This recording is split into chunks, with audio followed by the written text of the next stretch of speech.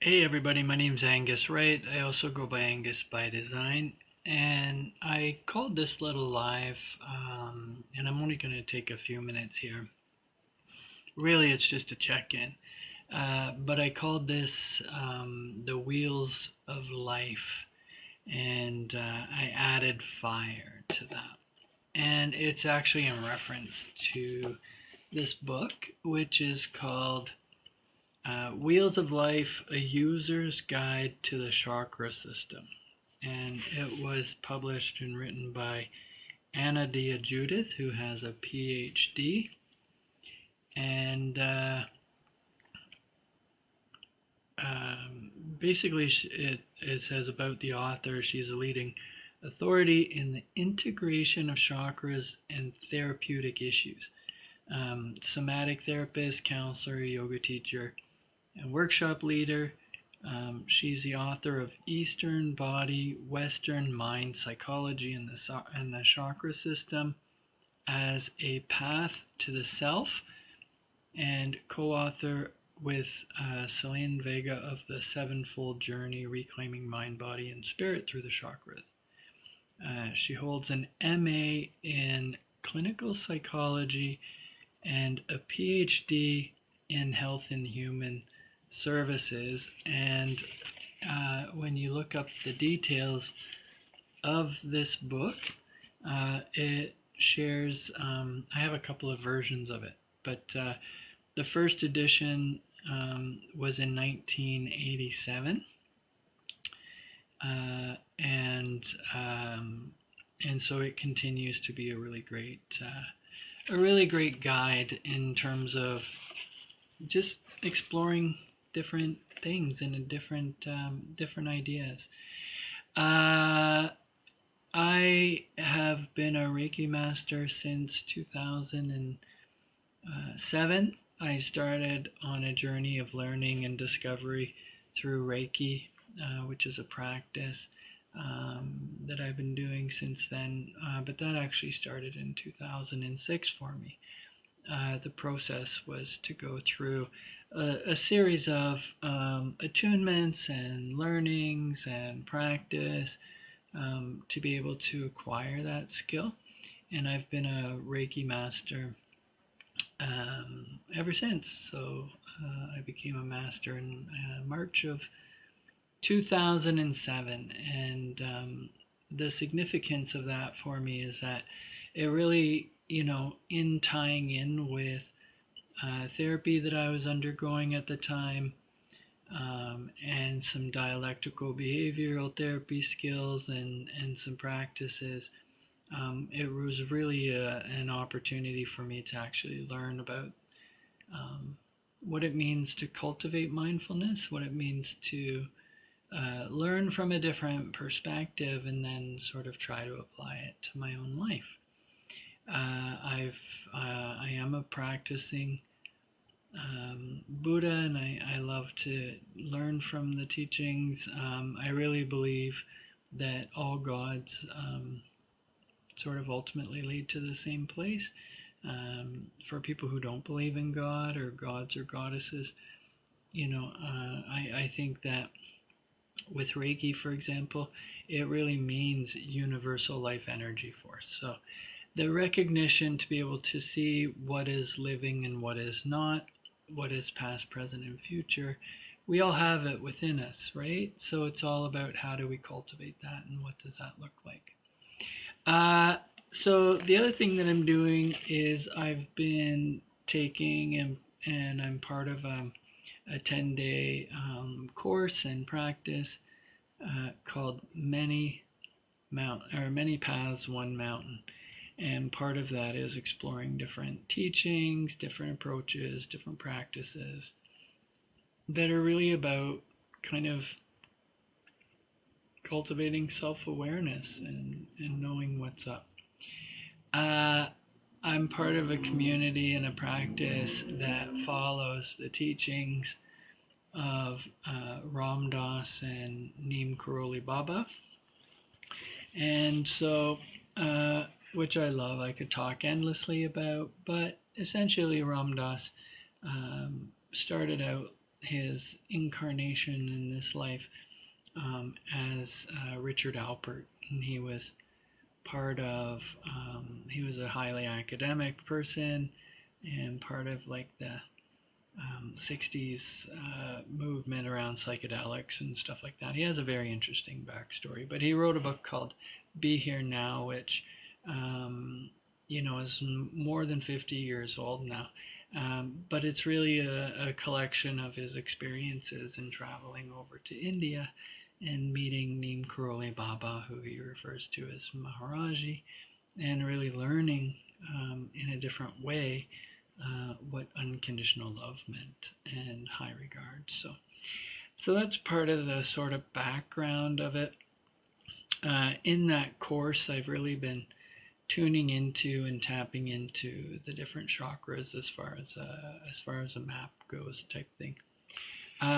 But I was reflecting on even just Ram, right, and the idea of Ram, and I was connecting that to our third chakra, which, if you're not familiar, it just sort of represents the different parts of our body. So the chakras are basically a map to our body's systems. And so starting with the root, which is underneath us, and the root really represents our body, our foundation, our physical body, all the way up to the crown, which is at the top of our head. And the journey up the chakra system really is about the difference between our physical body and then our minds and our thoughts and our beliefs and all of that stuff. And so in a way, all of it's really important because we're all very important. But in practice, when we're learning to balance ourselves, it's really about like how do we see how everything is also not important, right? And how do we get less precious? So that chakra, it's represented by fire. It also represents power, autonomy, will, energy, metabolism, technology, transformation, and self-esteem. And then it just in looking in this book, in this manual, it's represented by yellow. So I'm very much a fan of yellow. The seed sound is Ram.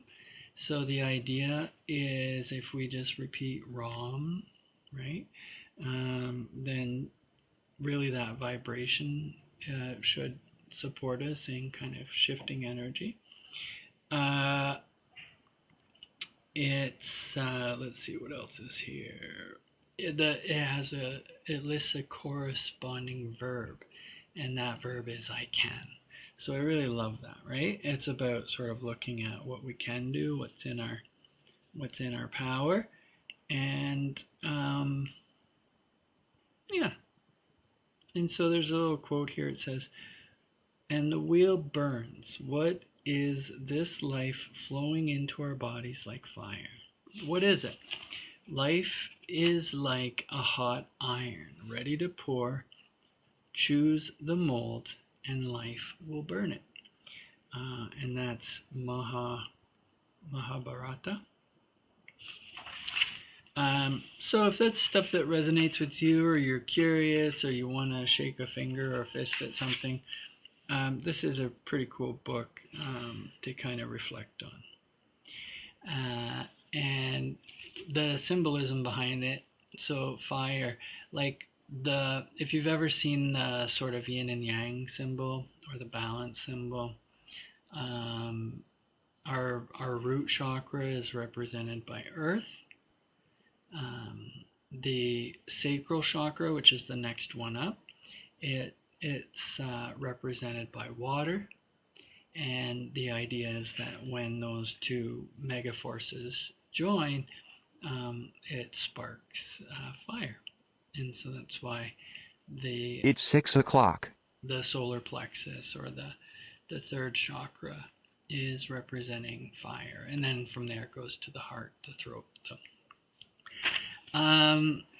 And so that spark, that fire, that flame, that drive, that, it's kind of like, how do you take two brunt, sort of like two opposing energies, and turn it into something like a tool, right? And when we think back to, how did we come to cook over fire or campfire or heat ourselves or any of that stuff? It's really the same idea can sort of, we can apply it to our lives every day. So it's like, there's this and there's that. How do we take both of those things and make use of it? So therein lies the practice. That's literally the whole thing. I wanted to hop on. I wanted to jump on. I easily get distracted. I'm easily all over the place. I get very excited about a lot of things, but